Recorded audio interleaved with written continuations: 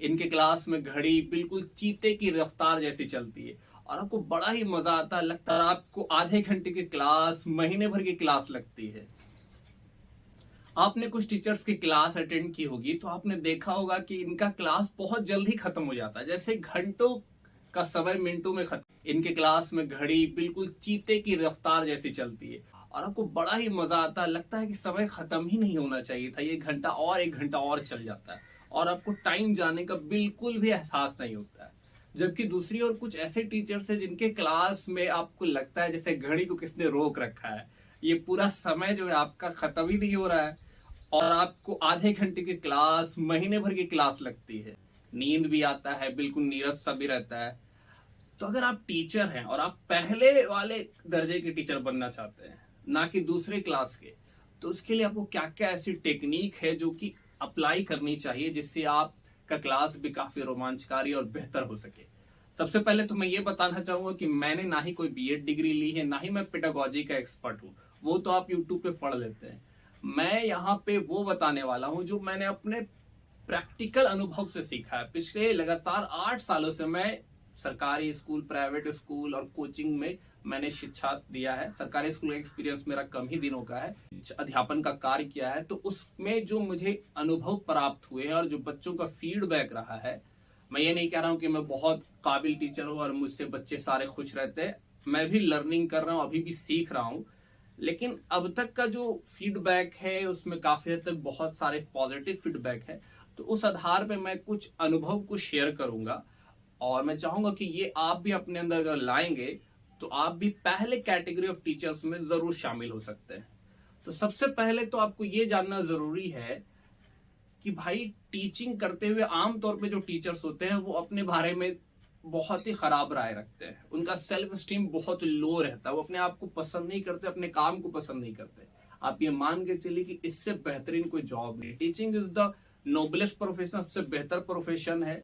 हाँ, ये बात जरूर है कि समाज में वो प्रतिष्ठा सम्मान जो मिलना चाहिए वो नहीं मिलता है। उसका अलग कारण, वो अलग बात है, उस पर कभी और चर्चा की जाएगी। अभी मेन ध्यान ये देना है कि कैसे टीचिंग को आप अपने आप उसमें वैल्यूज को ऐड करें। टीचिंग का मतलब ये नहीं कि सिर्फ बातों को रट लेना और ले जाकर पहुंचा देना होता, बल्कि उसको ऐसे पहुंचाना ताकि बच्चों को समझ में आए। इस बात को मैं कहानी से शुरू करता हूँ। हुआ ये कि एक बार एक महिला एक मेले में गई हुई थी, साथ में बच्चा भी था। और कुछ देर के बाद बच्चा, बहुत शुरू में तो बड़ा एंजॉय कर रहा था उस मेले को, कुछ देर के बाद वो बच्चा रोने लगा। मम्मी उसको खिलौना दिखा रही कि बेटा देखो खिलौना है, वो बैलून है, वो झूला है, तमाम तरह की चीजें उसको बता रही है और दिखा रही है। फिर भी बच्चा रोना रुक नहीं रहा, वो रोते ही रहा, वो रो ही रहा है। फिर मम्मी ने थोड़ा झुक के देखा बच्चे की हाइट पे जाके, तो मम्मी जो भी चीज दिखाने की कोशिश कर रही थी उनमें से कुछ भी बच्चे को दिख ही नहीं रहा था। तो मम्मी ने किया क्या, बस बच्चे को गोद उठा लिया और उसके बाद दिखाना शुरू कर दिया कि ये देखो बैलून है, ये खिलौना है और ये सारा खेलने वाला झूला है। तो बच्चा फिर से मुस्कुराने लगा और उसको मेले में मन लगने लगा।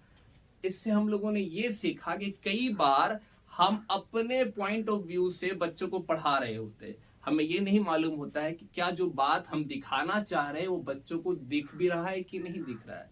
तो सबसे पढ़ाने का सबसे अच्छा तरीका तो ये है कि आप बच्चों को उनकी सतह पे बात बताएं, उनको ऐसे एग्जाम्पल से समझाएं जो उनके डेली लाइफ से जुड़ी हुई बातें हैं।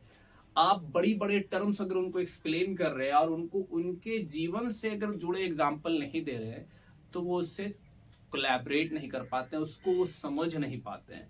तो आइए, मैंने कुछ 5 स्टेप्स लिखे हैं जिसको अगर आप इम्प्लीमेंट करते हैं तो धीरे धीरे चीजें इंप्रूव हो जाएंगी। और आगे आने वाले वीडियो में मैं बहुत सारी चीजें जो मैंने सीखी है मैं जरूर आपको बताने वाला हूँ। सबसे पहले तो आप अपना वैल्यू जानिए कि आप एक ऐसे प्रोफेशन में जिसमें आपने हजारों लाखों बच्चों के जीवन को शेप करना, उसके भविष्य को सींचना। जो एयरप्लेन उड़ाने वाले लोग होते हैं वहां पे लिखा होता है कि flying, leave your worries behind, flying is a very serious business. उसी तरह leave your worries behind, teaching is a very serious business. तो अपना वैल्यू जानिए। दूसरी चीज ये है कि एक इंग्लिश में एक मुहावरा है कि people do not care how much you know, but they know how much you care. तो आप कितना जानते हैं, कई बार इससे बहुत ज्यादा फर्क नहीं पड़ता, बल्कि इससे फर्क पड़ता है कि आप कितना केयर करते हैं। तो आपको बच्चों के प्रति थोड़ा केयरिंग एटीट्यूड होना चाहिए, लगाव होना चाहिए। उनके मन में कुछ सवाल आ रहे हैं, अगर वो पूछ रहे हैं तो आप डांट के झिड़क के बैठा देते हैं। कभी आप सोचते नहीं कि अगर उसकी जगह पे आप होते तो आपका क्या रिएक्शन होता। तो आपको उस बच्चे के प्रति थोड़ा केयरिंग एटीट्यूड होना चाहिए। कई बार एक डांट से बच्चे का जीवन बर्बाद हो जाता है और एक थपकी से उसके जीवन में उजाला आ जाता है, उसको बहुत आगे बढ़ने की प्रेरणा मिल जाती है। जब आदमी टीचर बनता है तो उसके दिमाग में एक बात ये बैठ जाता है कि मैं तो अब सब कुछ जान चुका हूं, मुझे अब कुछ भी सीखने की जरूरत नहीं है। ये गड़बड़ बात है।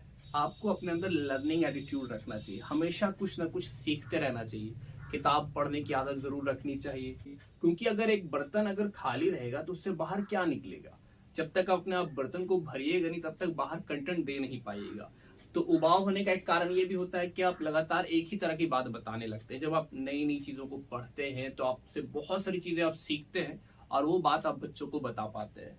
चौथी चीज है लिसनिंग। हम लोग को लगता है कि पढ़ाने का मतलब है बस बला बला बला बला बला, बस बोल चले तो बोल चले।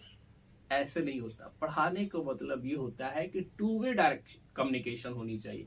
आप भी बोले और बच्चों को भी बोलने का मौका दे। आप सुने ज्यादा, बोले कम। कई ऐसे क्लास में कोशिश करें कि बच्चों को बोलने का मौका दे। आप उनको सुनेंगे, उनको समझेंगे, उनके स्तर को जान पाएंगे तो उस अनुसार आप डिलीवर कर पाएंगे। कई बार आप कुछ समझ नहीं रहे होते बच्चे किस बैकग्राउंड के हैं और आप अपना बस कहानी शुरू कर देते हैं। कोशिश कीजिए कि शुरुआत में अच्छे से सिस्टम को शुरू किया जाए। अभी मैंने एक बेसिक ओवरव्यू दिया है। मैं अगर आपको ये वीडियो अच्छा लग रहा है, अगर आप चाहते हैं कि इस तरह की वीडियोस अपलोड की जाए तो मैं सीरीज बाय सीरीज करके ऑलमोस्ट 8 से 10 वीडियो अपलोड करूंगा, जिसमें मैं शुरू से क्लास में एंट्री कैसे करें, क्लास में पढ़ा रहे हैं तो कैसे पढ़ाएं, और बच्चे बदमाशी करें तो उसको कैसे डील करें, हल्ला कैसे शांत करें, क्लासरूम को मैनेज कैसे करें, बच्चों को नंबर देने के लिए मतलब बच्चों को अपलिफ्टमेंट इनकरेज कैसे किया जाए कि कमजोर बच्चा भी काफी तेज बच्चा बन जाए। ये सारा क्या तरीका होता है, कोशिश करूंगा कि हम सब लोग इस बात को सीखेंगे। That depends on your feedback.